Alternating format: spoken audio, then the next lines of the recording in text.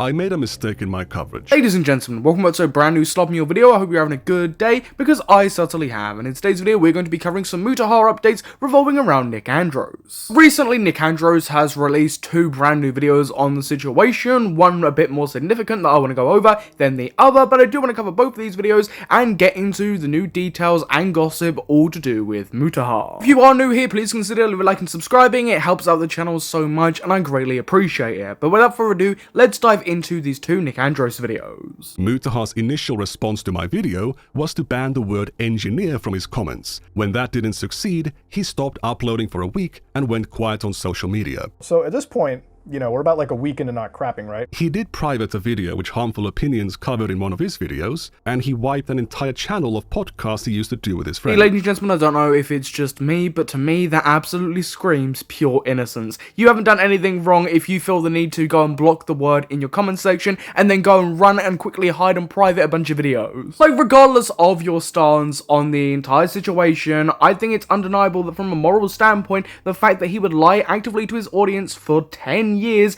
and then try and hide certain videos in response is scummy and shameful. Why would you believe or trust this individual that's been lying to his audience for 10 years? You wouldn't. You would doubt the large majority of things that he's been saying for that time. People have been saying in my comments and other people's comments that if you are a self-taught engineer or a hobbyist, you can claim to be an engineer, which is simply not the case if you are somebody who's claiming to have gone to a place of education to become an engineer, and then you've been branding yourself as that for 10 years and even claiming at some point you were a former engineer. You simply don't care about the Mutahar drama. That's your prerogative. Who genuinely cares at the end of the day if somebody doesn't care about a drama? But ultimately there is no excusing this action when somebody's been lying for a decade. There's plenty more material to cover in my bigger video, but let me tell you this. Mutahar was notified about this stuff in a confrontation almost exactly a year ago. What action did he take? Nothing. Because if the truth came out, he would look bad for being so close to Nuxtaku. This guy is sitting here telling you that the government needs to stay away from the internet. It's so horrible when people are forced to verify their age on social media. I know it's annoying. I know it's frustrating. And I know it can be used for information control, mass manipulation, censorship, blah blah blah. But I've seen what it looks like when these man-children self-regulate. What it looks like when they are holding each other accountable. And what I mean by that is that they don't. They are 100% willing to prioritize their career, income, and their ego over the safety of children on the platform. But that's a story for the bigger video. This bigger Nick Andros video is something that he spoke a little bit about when he came on my podcast, Trash Talk. We had an interaction about it, and I'm genuinely looking forward to seeing this video. And hopefully, like this video has with, you know, the whole engineer stuff and Mutahar being a big, giant, fat liar, I really do hope that this giant video on Mutahar and Nuxtaku kind of open people's eyes a little bit, especially for Nuxtaku's newer audience, and the same for Mutahar. But now onto Nick Andros' most recent and what I consider the more significant one of these two videos. Welcome, I'm Nick Andros. If you've seen my video, Mutahar's been a fake engineer for 10 years, you probably walked away with the conclusion that he's been claiming to be all different kinds of engineer based on computer work he did in high school. All of that is true. He has presented himself as an engineer on his channel dozens of times, but on his live streams and podcasts, which not all of his main audience will see, he has admitted to being a dropout,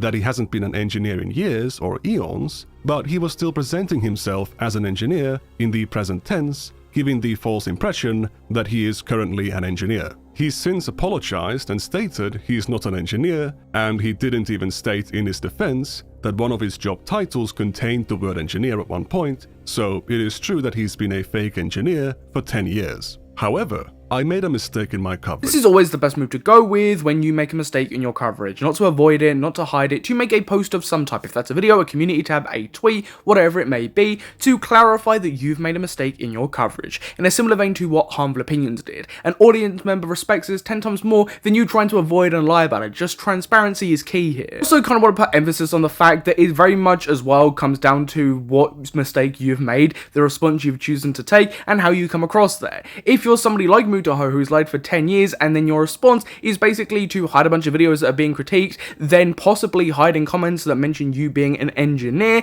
and then on top of that, bury your response in the middle of a video where you come across like you don't care after lying to your audience for 10 years actively, then yeah, nobody's going to give a shit about your transparency because you've lied for 10 years and you've done all of that and you've come across like you don't care. But if someone genuinely does come across like they care, like harmful opinions, or puts the effort in and is just incredibly transparent and honest with the audience, then yeah, that's going to reciprocate pretty well. I claimed that Mutahar calling himself an engineer was illegal, or that it could be illegal. Now, I do want to give the disclaimer that I'm not a lawyer or a Canadian. I'm just a guy who looks stuff up online, and based on what I've read, it's actually illegal to call yourself an engineer if you are not a licensed engineer. In a later part of the video, I made the same claim without actually couching it. At least Pirate Software's lies didn't break the law. But then I couched it again. Once again, I am not a lawyer. It might not be illegal for Mutahar to lie about being an engineer. I think I speak for a large majority of people that watch the Nick Andrews video when I say that the whole legal argument against Mutahar for this fake engineer claim was something that was incredibly weak and really didn't appeal to most people. The argument that Mutahar has lied to his audience actively for 10 years about something like that and boasted it to push his coverage and make him more respectable is something that is far more interesting and more criticizable than if it breaks the law or not, and focusing on that. Personally, I don't give a shit, because why would you in terms of illegality? It's way more interesting from a moral standpoint and a moral argument when he's been actively lying for 10 years. Harmful Opinions got sick of this uncertainty, and he followed the guidelines of Professional Engineers Ontario, which instructs people to report anyone claiming to be an engineer if their name doesn't appear in their public database. He has received back a response from the PEO and then sent the email to me. It reads as follows: "Thank you for your email. We have completed our investigation regarding Mr. Ranas's use of the title engineer. It is our opinion that the evidence provided to us does not constitute a violation of Ontario law." I also believe that Nick Andrews' video is a good video. I think that it does its job amazingly well and has opened a big conversation on Mutahar. I do think this is a weakness for the video and something that people now especially can use against it. All people have to say now is, well, he claimed that this was possibly illegal when it's not. Mutahar didn't break the law. Fortunately, this already weak argument has kind of given ammunition to people who want to be disingenuous when it comes to Nick Andrews' video and disingenuous when it comes to protecting Mutahar. The text of the relevant provision of our statute reads, "Every person who is not a holder of a license or a temporary license and who uses the title engineer or an abbreviation of that title in a manner that will lead to the belief that the person may engage in the practice of professional engineering is guilty of an offense. As such, the mere use of the title does not create an offense. An important consideration is whether or not the use of the title can clearly be attached to the province of Ontario. Although Mr. Ranas is a resident of Ontario, none of his videos directly attach his use of the title to the province. If we were to interpret the statute otherwise, any person who called themselves an engineer on YouTube could be liable to prosecution under Ontario law, and that appears to be an absurd result. There is also American law, Jarlstrom v. Oregon State Board of Examiners for Engineering and Land Surveying, which held that applying title protection statutes solely to challenge protected speech is a violation of the First Amendment and would likely be a violation of S2 of the Charter. Finally, we do not believe there is any public interest in pursuing this matter.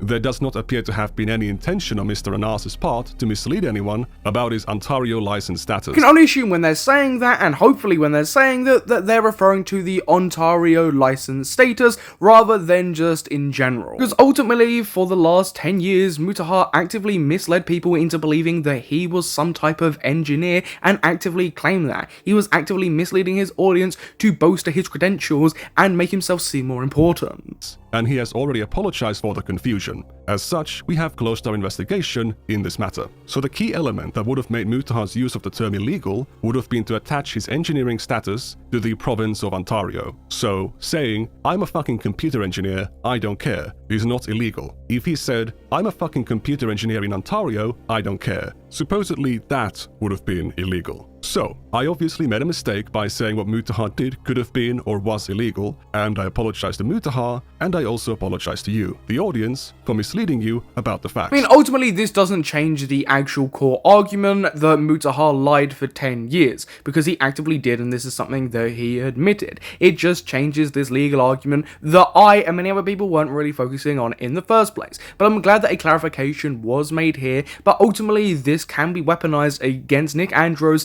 and used for the defense of Mutahar. But ladies and gentlemen, that's all I wanted to cover in terms of Mutahar and Nick Andros today. If you did enjoy, please consider liking and subscribing, and I highly recommend that you go and check out those 2 videos. But what were your thoughts on all of this? Please feel free to comment down below. But I've been your host, Samuel, and I will catch you in the next Slop Mule video. Goodbye.